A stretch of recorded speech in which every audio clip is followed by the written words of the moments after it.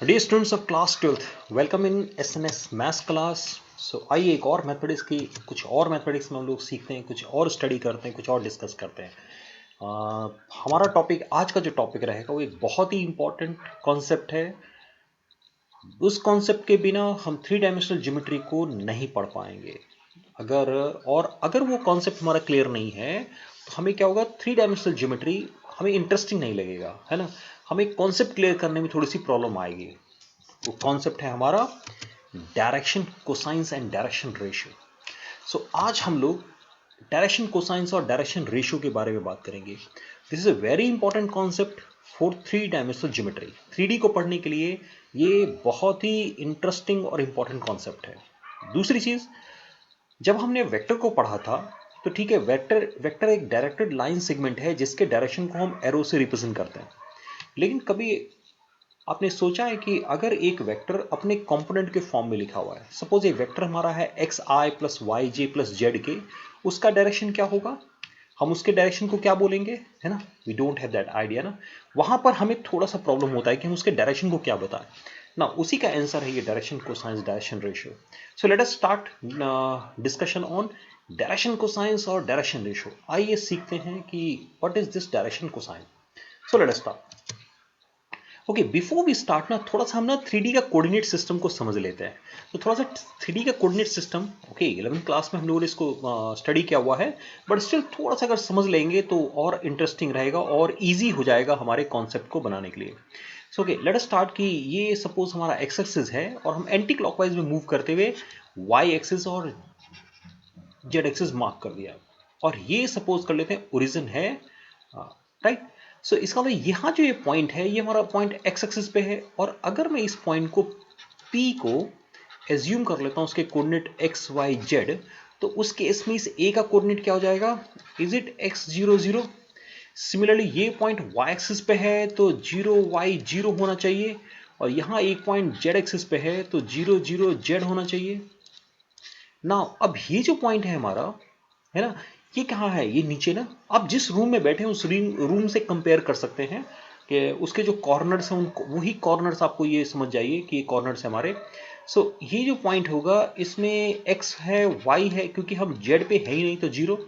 जैसे हम यहाँ पर आते हैं, अब अगर ये इस पॉइंट के बारे में जो बात करना हो तो इस पॉइंट में क्योंकि एक्स एक्सिस का कोई रोल नहीं है तो वाई जेड रह जाएगा। सिमिलरली अगर मैं यहां जाता हूं इस कॉर्नर पे तो इसमें वाई का कोई रोल नहीं है ना, और मेरे पास एक्स और जेड आएगा, राइट। वन मोर थिंग, अगर इस पी को हम ए से ज्वाइन करते हैं ऐसे, तो ये जो एंगल बनेगा एक्स एक्सिस के साथ वो एंगल 90 होगा। ये एक्स एक्सिस के साथ एंगल की बात कर रहे हैं, है ना, क्योंकि हम जब ऊपर से जैसे कोई लाइन एक्स एक्सिस पे लेके आएंगे तो वो जो जहां मीट करेगा वो 90 डिग्री का एंगल भी बनाएगा। एक छोटी छोटी चीज़ें हैं जो हम क्या करेंगे, क्योंकि 3D को सपोज करें कि यहाँ पर अगर हम अच्छे से हम उसको विजुलाइज नहीं कर पा रहे हैं, तो हमें क्या करें, थोड़ा सा कॉन्सेप्ट, एब्स्ट्रैक्ट कॉन्सेप्ट बनाना होगा ताकि हम समझ सकें कि जो हम पॉइंट लिख रहे हैं या जो एंगल की बात कर रहे हैं कि वो कहाँ पर एग्जिस्ट करता है। Okay, so now now you see this कि अब हम आते हैं कि ये डायरेक्शन कोसाइंस एक्चुअली होता क्या है। Now for this direction cosine ना, क्या करते हैं हम लोग कि जो डेफिनेशन है, प्रॉपर डेफिनेशन डायरेक्शन कोसाइन की है कि सपोज करें कोई एक लाइन है या एक वेक्टर है ओपी, वो अगर X axis Y axis Z axis के साथ एंगल अल्फा बीटा गामा बनाता है ना। कोई भी एक लाइन है या एक सपोज एक वेक्टर है, सपोज दिस, जैसे ये वेक्टर हमारा, हमने ये एक लाइन ले लिया, लाइन लाइन और वेक्टर, क्योंकि वेक्टर भी तो एक डायरेक्ट लाइन सेगमेंट है ना। सो 3D, अगर हम 3D को स्टडी कर रहे हैं तो हम कार्टेशियन में लाइन बोल देंगे और वेक्टर में उसी को हम वेक्टर बोलेंगे। सो नाउ अगर ये वेक्टर या लाइन है और सपोज ये हमारा x axis y-axis and here we have z-axis. Now let this line makes angle alpha with x-axis, है ना, ओके, और beta with y-axis and gamma with z-axis। अगर ये हमारा वेक्टर, ये हमारा लाइन OP जो है x axis y axis z axis के साथ alpha beta gamma positive directions में एंगल बनाता है। अब डायरेक्शन पॉजिटिव का मतलब क्या हुआ कि एंटी क्लॉकवाइज डायरेक्शन में अगर वो एंगल अल्फा बीटा गामा बना रहा है X axis Y axis Z axis के साथ, तो उस केस में हम cos alpha cos beta cos gamma ये जो क्वांटिटीज है ना, these quantities are known as direction cosines of that line और ऑफ दैट वेक्टर। और इन्हीं को हम लोग क्या करते हैं कि अल्फा कॉस अल्फा को एल से, कॉस बीटा को एम से और कॉस गामा को एन से रिप्रेजेंट करते हैं, है ना। दैट मीन एलेवन के लिए हम लोगों ने नोटेशन शॉर्ट फॉर्म में हम ये लिखते हैं कि उस लाइन के डायरेक्शन कोसाइंस एलेवन है। सी जैसा कि नाम सजेस्ट कर रहा है ना, कोसाइन यानी हम कॉस ले रहे हैं, है ना। कोसाइन मतलब हम कॉस ले रहे हैं। किसका कॉस ले रहे हैं? किसी डायरेक्शन का कॉस ले रहे हैं। अब डायरेक्शन का मतलब क्या कि जो लाइन जिसका डायरेक्शन कोसाइन मुझे बताना है, जिसकी डायरेक्शन की बात कर रहे हैं, वो अगर अब वो लाइन स्पेस में है, तो अगर कहीं पर भी स्पेस में है तो उसके हम एंड पॉइंट पे हम X axis Y axis Z axis draw कर सकते हैं। तो डेफिनेटली वो line X axis Y axis Z axis का अल्फा बीटा एंगल बनाएगा। अब जब अल्फा बीटा एंगल बनाएगा पॉजिटिव डायरेक्शन में अगर हम लेंगे, तो अल्फा बीटा गामा हमने अगर एंगल लिया है पॉजिटिव डायरेक्शन में, तो उनके जो अल्फा बीटा गामा के जो कोसाइंस होंगे उसी को हम लोग डायरेक्शन कोसाइन बोलते हैं। अच्छा, क्योंकि पॉजिटिव डायरेक्शन में अगर वो अल्फा बीटा गामा बना रहा है तो उसके रिवर्स डायरेक्शन में pi minus alpha, pi minus beta और pi minus gamma line angle बनाएगा। तो उस केस में cos pi minus alpha, cos pi minus beta, cos pi minus gamma लिखेंगे ना, ऐसे ही कॉस पाई माइनस बीटा और cos pi minus gamma angle लिखेंगे। अब इसका मतलब ये हुआ कि उस एक ही लाइन के two set of direction cosines हमें मिलेगा। अच्छा, ये कॉस पाई माइनस अल्फा क्या हो जाएगा? Minus L minus M minus N. तो यानी एक डायरेक्शन में अगर वो एलिमेंट है तो उसका जो रिवर्स डायरेक्शन हो जाएगा लाइन को, यानी वेक्टर के फॉर्म में ओपी और पीओ दो अलग चीजें हो गई। ओपी के डायरेक्शन में अगर डायरेक्शन कोसाइंस एलिमेंट है तो पीओ के केस में direction cosines minus L minus M minus N हो जाएगा। ओके, ये क्यों माइनस हुआ है ये आपको यहाँ क्लियर हो गया होगा, क्योंकि जब हम ये कह रहे हैं कि कोई लाइन उसने अल्फा एंगल बनाया एक दूसरी लाइन के साथ, तो उसके रिवर्स डायरेक्शन में अगर हम उस लाइन को रिवर्स डायरेक्शन में ले जाएंगे तो वो एंगल कितना हो जाएगा? वो पाई माइनस अल्फा हो जाएगा। बट स्टिल थोड़ा कंफ्यूजन होता है कि अब हम 3D की बात कर रहे हैं, है ना। अब ये ठीक है, स्क्रीन पे तो हमने X axis Y axis Z axis जो बनाया है, लेकिन एक्चुअली वाई एक्सिस क्या है? स्क्रीन से बाहर की तरफ आ रहा है। तो भाई जो ओपी जो ओ से लेके हम स्पेस में एक पॉइंट पी पे ले जा रहे हैं, तो एंगल अल्फा बन कैसे रहा है? तो इसको समझने के लिए क्या करते हैं कि हम एक बार दोबारा इस डायग्राम को मैं दोबारा ड्रॉ करता हूँ। ये डायग्राम हमने ऑलरेडी इससे पहले भी ड्रॉ किया था और ये डायग्राम बहुत काम भी आने वाला है। इसमें अगेन क्या करते हैं, X axis Y axis Z axis, और ये जो हमने पॉइंट अभी कोऑर्डिनेट में डिस्कस किया था ना, इसी को हम पी ले लेते हैं। Here we have O. Okay, so now what we have done, see again, जैसे हमने जब क्लास 9 में ज्योमेट्री पढ़ा था तो हमने क्या किया था कि हमने ये स्टडी किया था, ये नहीं हमने ये स्टडी हम सीख चुके हैं कि अगर 2 पॉइंट्स है तो वो हमेशा कोलिनियर होता है। एग्जैक्टली उसी तरीके से जब भी हम क्या करते हैं, स्पेस में 2 स्ट्रेट लाइंस लेते हैं ना, 2 लाइंस लेते हैं, तो वो भी हमेशा कोप्लनर होता है। यानी 2 वेक्टर्स अगर स्पेस में ले जाए तो वो कोप्लनर होंगे। अगर वो आपको कोप्लनर नजर नहीं भी आ रहा है, सपोज 2 वेक्टर्स आर देयर, तो हम क्या करें, उन दोनों वेक्टर के पैरेलल वेक्टर्स ड्रॉ करना शुरू करते हैं, यानी उन दोनों वेक्टर को नजदीक लेके आते हैं। उनके पैरेलल एक वेक्टर को अपनी जगह पर रखते हैं, दूसरे वेक्टर के पैरेलल वेक्टर्स लेना शुरू करते हैं। तो जब हम उसके पैरेलल वेक्टर लेना शुरू करेंगे ना, तो वो क्या होगा, वो वेक्टर उसके नजदीक चला आएगा और वो दोनों एक प्लेन पे आ जाएंगे। सो हमें ये समझना होगा कि जब भी हम एंगल, वो जो एंगल है ना लाइन, अभी हमने ओपी का ना, ओपी एक्स साथ अल्फा एंगल बनाता है, तो हमें ये समझना होगा कि वो दोनों वेक्टर को हम एक प्लेन पे लेके आएंगे। यानी ऐसे हो गया सपोज कि अभी ये मैंने एक्स एक्सिस ड्रॉ कर दिया, राइट, ये ओपी लाइन है। अभी क्या करते हैं, पी से ना हम एक्स एक्सिस के ऊपर मैंने ये एक्स एक्सिस के इस पॉइंट को मैंने ज्वाइन कर दिया, इस ए को। Okay, so now O P A एक ट्राइंगल बनाएगा, वो एक प्लेन पे आ गया, है ना। यानी एक्स एक्सिस और ओपी दोनों लाइनों को, दोनों वेक्टर को हमने एक प्लेन पे ले लिया, राइट। जब उस प्लेन पे लेंगे तो ये एंगल हमारा 90 डिग्री होगा, है ना, ये एंगल 90 डिग्री होगा। अब ये क्लियर विजुअलाइजेशन होना चाहिए कि एंगल 90 कैसे होगा। इसको समझने के लिए आप जिस रूम में बैठे हैं उसके किसी एक कॉर्नर पे पी को एज्यूम करिए, ओके, और नीचे जो एक लाइन है उसको एक्स एक्सिस से एज्यूम कीजिए और वहां से उस लाइन के एज्यूम कीजिए, वहां से नीचे उसके ऊपर एक लाइन आ रही है, तो आपको क्लियर कट विजुअलाइज हो जाएगा कि 90 डिग्री का एंगल बन रहा है। अब ये एंगल यहां पर अल्फा है। सिमिलरली क्या करते हैं कि ओपी हमारा वो लाइन या वेक्टर था और हमने वाई एक्सिस ले लिया, चलिए जेड एक्सिस सामने है तो जेड एक्सिस को पहले लेते हैं, क्योंकि वाई एक्सिस को समझने के लिए क्या होगा, यहां से परपेंडिकुलर ड्रॉप करके दिखाना थोड़ा सा मुश्किल हो जाएगा इस पे स्क्रीन पे। तो क्या करते हैं कि हम जेड एक्सिस को लेते हैं। अभी जेड एक्सिस के साथ जो एंगल है तो ये अगेन ओ पी से उस जेड एक्सिस पे जो पॉइंट है ना, इसको मैंने ज्वाइन कर दिया। सो अगेन ये जो ट्रायंगल ओ पी जेड, एक ट्रायंगल दिखाई दे रहा है ना आपको, ये ट्रायंगल मान लीजिए पॉइंट अगर सी है तो ओ पी सी एक ट्रायंगल बन रहा है। अब ये जो प्लेन है उस प्लेन पे एंगल ये हमें गामा नजर आएगा। इसी तरीके से y एक्सिस के साथ एंगल बीटा हो जाएगा, राइट। तो जब हम ये एंगल अल्फा बीटा गामा ले लेंगे तब हम कहेंगे कि cos अल्फा, cos बीटा और cos gamma, these are known as direction cosine, जिसको हम सिंपली LMN से रिप्रेजेंट करने वाले हैं। ओके, चलिए थोड़ा सा और इसको थोड़ा और क्लियर करते हैं कि अभी हमने क्या किया ना, स्क्रीन को मैंने थोड़ा सा वापस ले लिया है और सिंपल स्क्रीन पे चले आए हैं। नाउ अगेन ये एक्स एक्सिस है, हम ये दोनों स्क्रीन को यूज करने वाले हैं, वाई एक्सिस और जेड एक्सिस। दिस इज ओ और ये पी, राइट।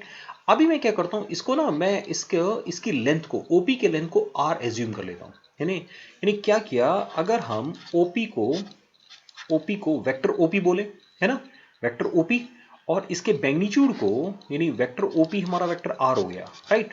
तो इसका जो मैग्नीट्यूड ओपी का जो हम मैग्नीट्यूड लिखेंगे, दैट इज वो मैग्नीट्यूड हमारा मैग्नीट्यूड वेक्टर आर हो जाएगा। अभी हमने क्या किया था, p के कोऑर्डिनेट को अगर हम एक्स वाई जेड ले लेते हैं, सपोज p का कोऑर्डिनेट एक्स वाई जेड है, तो इसका मतलब यहां जो ओपी वेक्टर आर जो हमारा वो जाना चाहिए x I plus Y J plus Z के, राइट ना।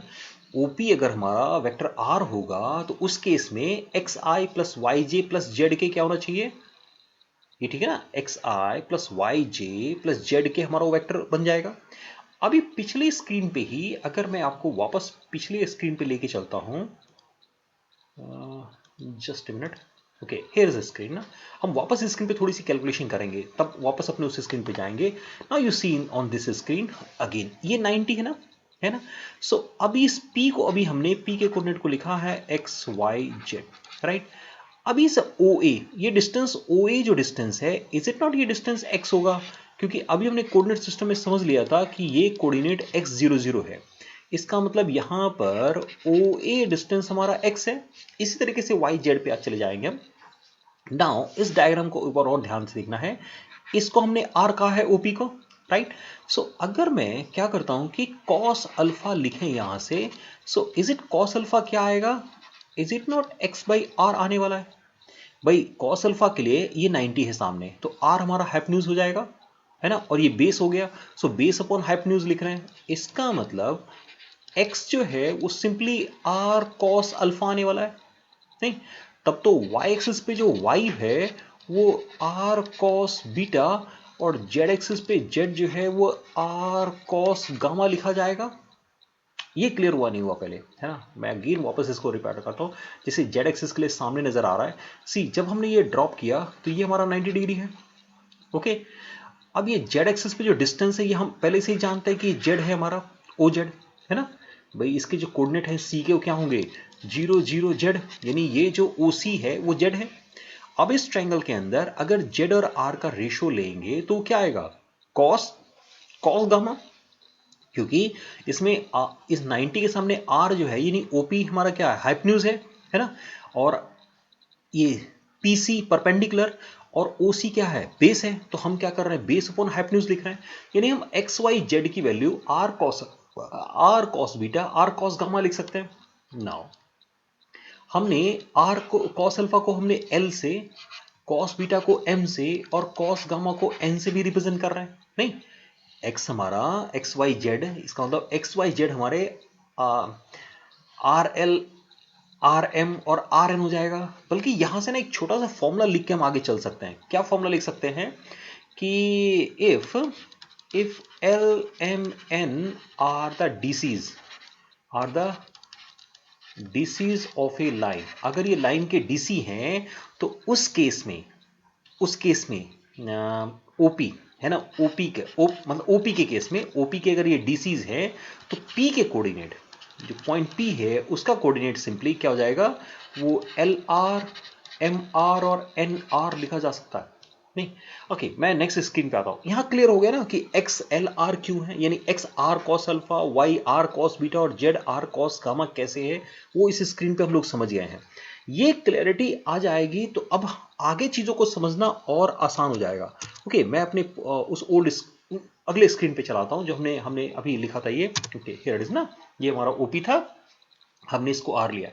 अब नाउ हियर, यानी इसका मतलब ये जो ओपी वेक्टर है हमारा, ओपी वेक्टर हमारा कैसे लिखा जा सकता है ना। ओपी वेक्टर को हम लिख सकते हैं आर को कॉमन करने के बाद, is it L I plus M J plus N K, right ना। हमने x के प्लेस पे L R M R N R लिखा, आर को कॉमन किया, राइट।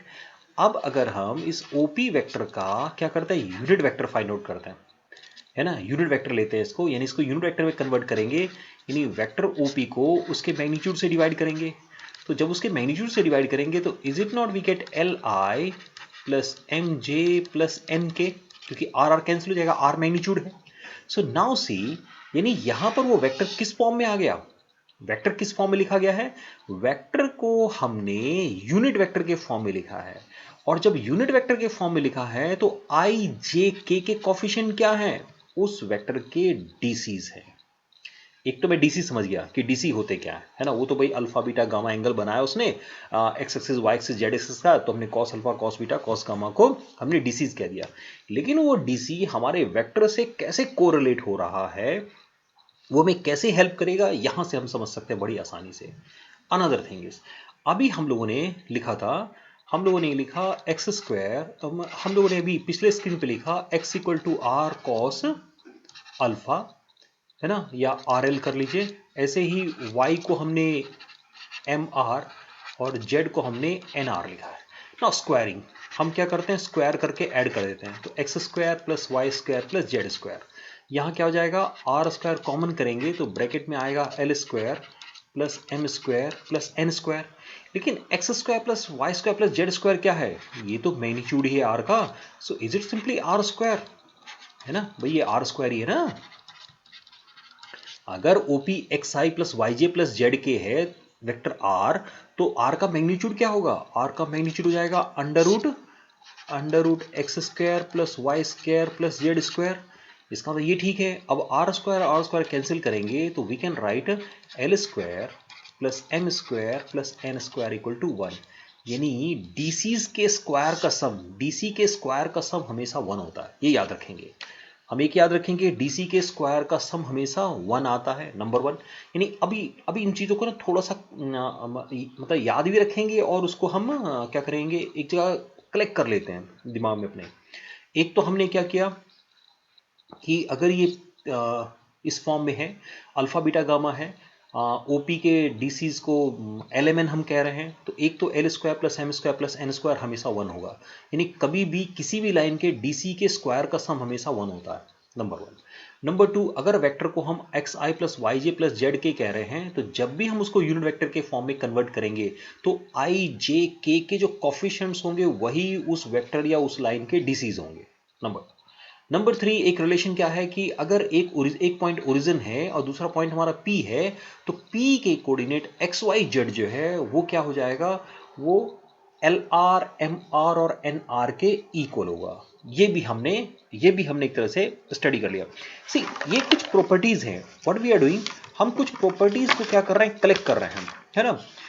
अगर मैं और कुछ प्रॉपर्टी की बात करूं कि अगर हमें कोई और प्रॉपर्टी यहां से सपोज जरूरत पड़े, so I hope this much is better ना, कि हमने ये कुछ चीज़ों को क्लिक कर लिया है।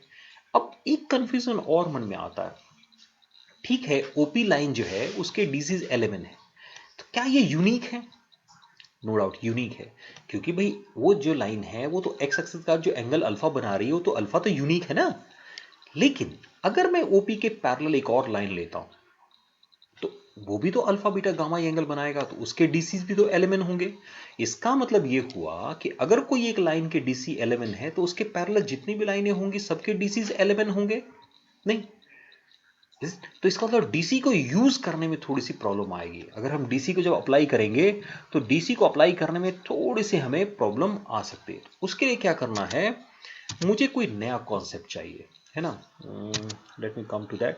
जैसे ये हम लोगों ने देखा कि सी एक प्लेन के ऊपर ये 3 लाइनें, अब इन तीनों लाइन, ये 3 लाइंस जो है ये तो X axis, Y axis, Z axis से सेम एंगल बनाएंगे, तो इसका मतलब तीनों लाइनों की डीसीज एक ही हैं। तो अगर मैं डीसी बोलता हूं कि ओके एक लाइन है भाई जिसके डीसी 1/2, 1/3, 1/5 है, सपोज, पता नहीं है या नहीं है। सो अब उस केस में क्योंकि 1/2, 1/3, 1/5 हो नहीं सकते क्योंकि इनके स्क्वायर का सम 1 नहीं है, ओके। तो इसलिए ये कंफ्यूज नहीं होना कि मैंने जो डीसीज बोल दी हो तो भाई किसी लाइन की डीसी हो ही नहीं सकते, क्योंकि अगर डीसी है तो उनके स्क्वायर का सम 1 होना चाहिए। लेकिन अगर हमें डीसी दे दिए जाए एलिमेंट, तो इसमें से किस लाइन की डीसी है, यानी उसको अप्लाई करने में, उसको यूज करने में कहीं ना कहीं थोड़ी बहुत दिक्कत आने वाली है।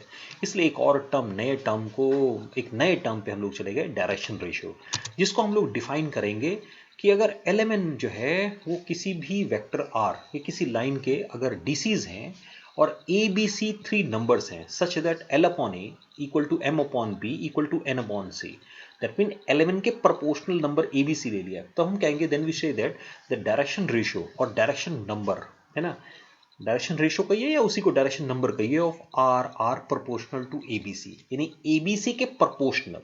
या मैं बहुत ही सिंपल सीधे, मतलब ये तो थोड़ा सा डेफिनेशन हुई हमारी, लेकिन अगर इसको हम और थोड़ा सिंप्लीफाई करके बोलें और मैं एक लाइन में डेफिनेशन बोलना चाहूँ तो ऐसे बोल सकता हूँ कि डीसीज के जो प्रोपोर्शनल नंबर्स होंगे ना वही डी आर्स कहलाते हैं। अब सी अगेन, हाउ मेनी एक अगर एक लाइन है जिसके डीसी एलिमेंट है तो उसके पैरेलल कितनी लाइन हो सकती है, infinite. And how many real numbers are there, infinite real numbers are there. तो यानी हम हर एक लाइन, अलग अलग लाइनों के अलग अलग डी आर्स बना सकते हैं, और वो सभी डी आर्स एक दूसरे के क्या होंगे, वो एक दूसरे के प्रोपोर्शनल हो जाएंगे, राइट ना, वो एक दूसरे के सिंपली प्रोपोर्शनल हो जाएंगे। जैसे हम यहाँ पर एक छोटी सी कैलकुलेशन करके देखते हैं, मैं एक छोटी सी कैलकुलेशन दिखाता हूँ। अभी हम लोगों ने क्या कहा, हमने ये कंडीशन जो लिया है, हियर वी हैव से कि L upon A equal to M upon B equal to N upon C, let it be L lambda. तो इसका मतलब ये हुआ कि एल हो गया ए लैम्डा, एम हो गया बी लैम्डा और एन हो गया C lambda. Now we know that L square plus M square plus N square is equal to 1। तो पुट करेंगे तो लैम्डा स्क्वायर आ जाएगा A square plus B square plus C square equal to 1, और lambda आ गया plus minus 1 upon under root A square plus B square plus C square, right ना। ये हमारी लैम्डा की वैल्यू आ गई। अब लैम्डा की वैल्यू को वापस पुट करते हैं, यानी यानी अगर मुझे ए कैलकुलेट करना है तो ए क्या होगा, L upon lambda, so L upon, just minute ना, अगर हमने हमने लैम्डा 1 अपॉन ना, तो हम लैम्डा को यहाँ जो वैल्यू पुट करेंगे, ऐसे कर लेते हैं, एल की वैल्यू निकालते हैं ना, ज़्यादा बेटर होगा। एल क्या हो जाएगा, ए लैम्डा, और लैम्डा की जगह रखा हमने अंडर रूट, अभी पॉजिटिव साइन लेके लिख रहे हैं, A square plus B square plus C square. तो ऐसे ही अगर m लिखने जाएंगे तो b upon under root A square plus B square plus C square, और ऐसे ही n c upon under root. Meaning यहां पर कि अगर अगर A B C D Rs हैं, डायरेक्शन रेशो है किसी लाइन के, और एलिमेंट उसी लाइन के अगर डीसीज हैं, तो ये जो एक्सप्रेशन है वो डी आर और डीसी के बीच में रिलेशन को रिप्रेजेंट करेगा। सो हम वापस क्या करते हैं, पहले इसको थोड़ा सा नोट कर लेते हैं, जस्ट मिनट। यहीं पर हम क्या करते हैं, नोट बना लेते हैं, यहाँ ठीक रहेगा।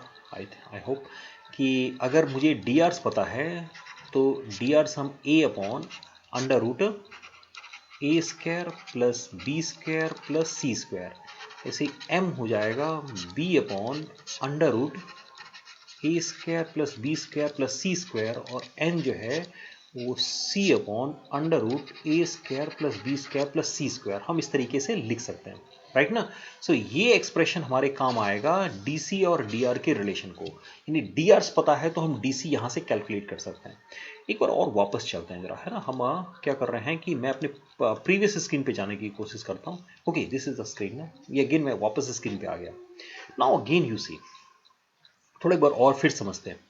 अभी हम लोगों ने यहां पर आता है ना, हम इस ओपी पे आते हैं। ओपी को हमने क्या लिखा, ओपी को हमने लिखा था x I plus Y J plus Z के, ये हमारा ओपी था ना। ओपी वेक्टर ओपी, यानी यहाँ यहाँ ठीक है, डीआरडीसी समझ गए हमने डीआरडीसी का रिलेशन भी समझ लिया, लेकिन यहाँ डीआरस कहाँ पर हैं? जैसे हमने डीआरस को समझा ना कि यूनिट वेक्टर के फॉर्म में आप रिप्रेजेंट करेंगे तो आपको डीआरस मिल जाएंगे, डीसी मिल जाएंगे, है ना, वहां पर आई जे के कोफिशिएंट डीसी होंगे। So now see here again, अभी जब हम यूनिट वेक्टर के फॉर्म में लिख रहे थे, हमने इसको जब एलिमेंट के फॉर्म में लिखा है ना, हमने एलिमेंट के फॉर्म में लिखा है इसी को, एक्स को तो हम क्या लिख रहे थे, L R I plus plus M R J plus N R K. लेकिन क्योंकि एलिमेंट यहां जो ये नंबर एल आर है ये एल नहीं है, बल्कि एल आर एम आर और एन आर है ना, यानी एलिमेंट के प्रोपोर्शनल है।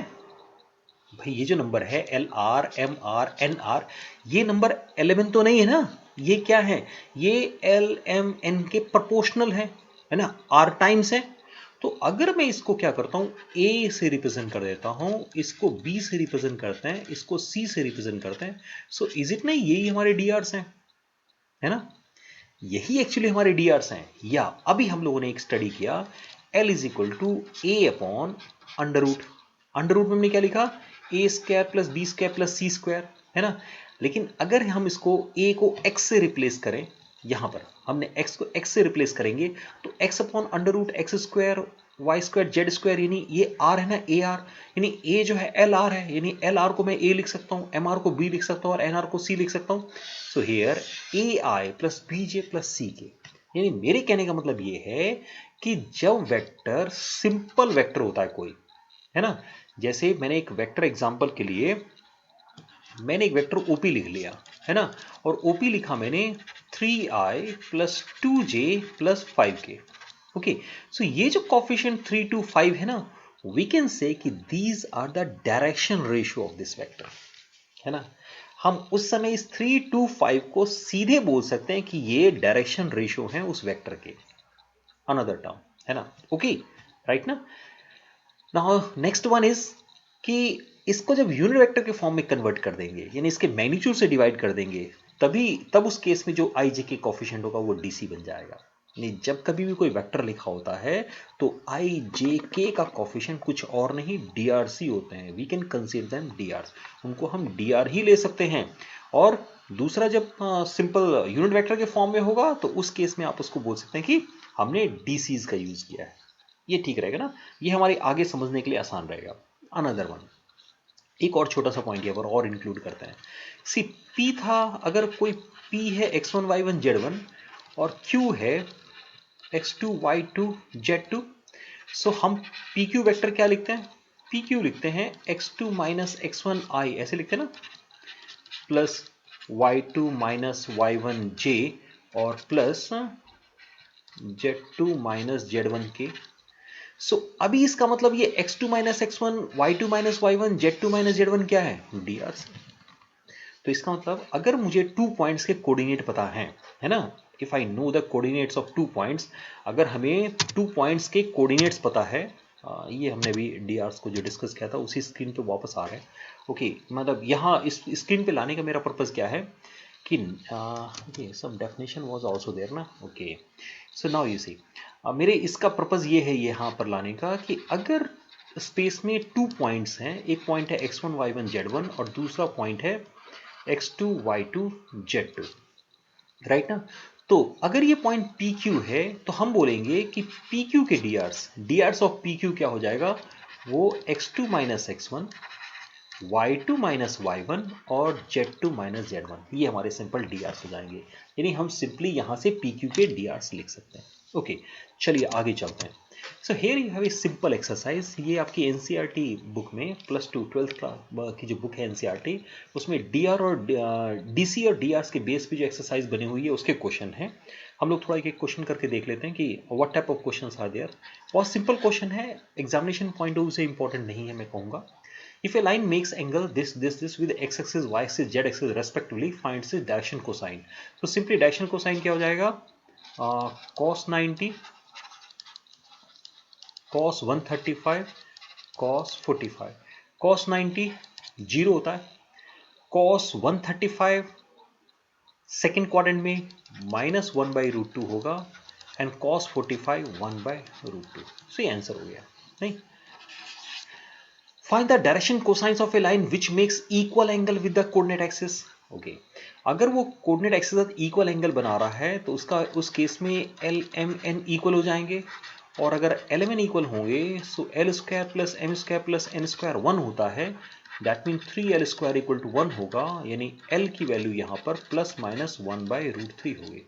इन उस केस में डी हो जाएंगे 1 plus minus 1/√3 plus minus 1/√3 and plus minus 1/√3। अच्छा, इसको याद भी रख सकते हैं आप। हम डीसीज को ना के लिए इस तरह का ब्रैकेट यूज करते हैं। सी हम याद रख सकते हैं ऐसे कि अगर कोई एक लाइन है जो कि इक्वली इंक्लाइंड है एक्स एक्सिस वाई से जेड एक्सिस के साथ, तो उसके जो डीसीज है 1/√3 1/√3 1/√3 हो गए। Okay, let us see the another one. Question number 3. If a line has the direction ratio minus 18, 12, minus 4, then what are the direction cosines? Okay, so what this question say? DRs क्या है?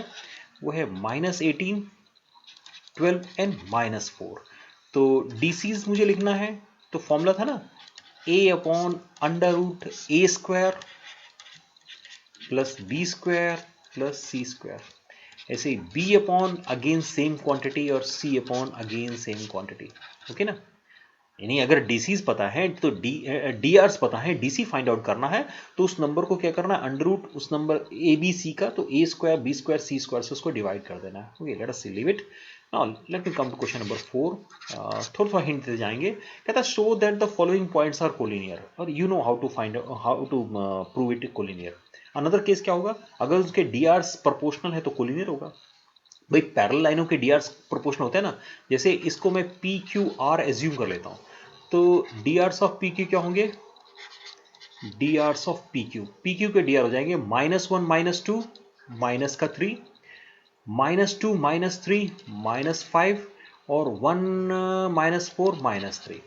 So okay, what about Q R, 5 -1 4 8 -2 8 10 ना 10, यहाँ check कर लीजिएगा 5 -1 5 ये 6 होगा ना, 5 + 1 हो जाएगा 10 और 7 -1 6।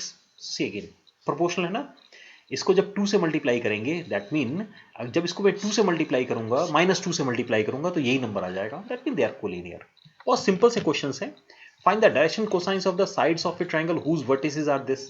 ओके, वर्टिसेस आपको ये पॉइंट्स है, सपोज ये पी क्यू आर है, तो जैसे हमने भी DRs of P Q लिखा है वैसे ही क्या करेंगे, पहले पी क्यू के डी आर्स लिख लेंगे और उसके बाद हम डी आर से डी सी का फॉर्मूला यूज करके इसको कन्वर्ट कर लेंगे। तो ये बहुत ही सिंपल क्वेश्चन थे। सो हमने क्या किया, आर डी शर्मा की एक्सरसाइज 23.9 के लेवल 2 में जो क्वेश्चन है उसको भी यहाँ पर कलेक्ट कर लिया है। So 2 question are there, question number 11 and 12, और ये दोनों क्वेश्चन एनसीईआरटी एग्जाम्पलर के क्वेश्चन हैं। क्या कह रहा है, find a vector R of magnitude this. Okay, magnitude given है, मैग्नीट्यूड तो मुझे नोटेशंस तो अब हमने स्टैंडर्ड नोटेशन तो बना ही लिया है, which makes an angle of π/4 and π/2 with Y and Z axis. तो एक्स के साथ angle, let angle with X axis is let it be alpha. Okay, so now वो वेक्टर क्या हो जाएगा, वेक्टर क्या होगा, तो यानी एक हो गया कॉस अल्फा, दूसरा कॉस बीटा यानी π/4 and cos π/2, right. That is cos alpha cos π/4 1/√2 और कॉस π/2 0। ये क्या लिख रहे हैं, ये हमने डीसीज लिखे हैं, राइट ना, हमने ये डीसी लिख दिया, यानी ये हमने एल एम एन लिख दिया। Now we know that L square plus M square plus N square is equal to 1।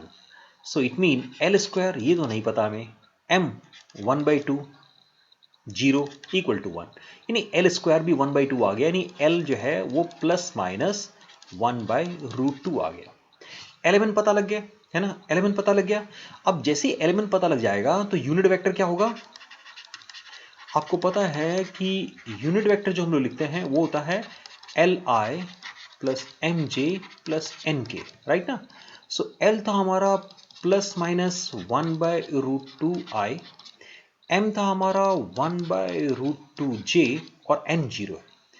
अब ये यूनिट वेक्टर है, मैग्नीट्यूड कितना गिवन है 3√2। सो रिक्वायर्ड आंसर ना, और रिक्वायर्ड वेक्टर, जो वेक्टर हमें पता करना है, यानी क्या करना है, इसको 3√2 से इसको हम क्या मल्टीप्लाई कर देते हैं, √2 कैंसिल कर लीजिए, you will get the answer.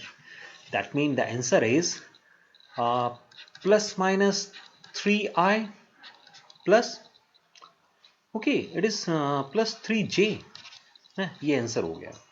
Okay, let me move toward the next one. मैं एक नेक्स्ट क्वेश्चन देखता हूँ। One more question is there, एक क्वेश्चन और उसमें लेवल 2 में है। Actually I have selected only 2 questions, वो उस एक्सरसाइज के हमने 2 क्वेश्चन लिए, दोनों लेवल 2 के क्वेश्चन है। A vector R is inclined at equal angle to 3 axes, ये हमें पता है भाई। हमने अभी कैलकुलेशन किया है कि अगर वो तीनों एक्सेस से इक्वल एंगल बना रहा है तो उसके डीसीज जो हैं वो प्लस माइनस 1/√3 होगा। If the magnitude of R, यानी हम यूनिट वेक्टर आर कैसे लिखेंगे, यूनिट वेक्टर आर जो हो जाएगा वो हो जाएगा plus minus 1/√3 i plus j plus K. See वही element L I plus M J plus N K लिख दिया है। So the required vector R क्या हो जाएगा, मैग्नीट्यूड से मल्टीप्लाई कर देना है। That mean 2√3 plus minus 1/√3 i plus j plus K. √3 cancel कर दीजिए, सो 2i j k, ये हमारा आंसर होगा। सो हमने क्या किया इस वीडियो में डियर स्टूडेंट्स, कि हम लोगों ने इस वीडियो में एक तो 2 क्वेश्चन में, ये जो 2 क्वेश्चंस लिए हैं ये हमने उसके लेवल 2 के क्वेश्चन लिए एक्सरसाइज के, और एनसीईआरटी एग्जाम्पलर के क्वेश्चन थे इसलिए इसको इंक्लूड कर लिया। साथ में हमने एनसीईआरटी के एक्सरसाइज को भी डिस्कस किया है।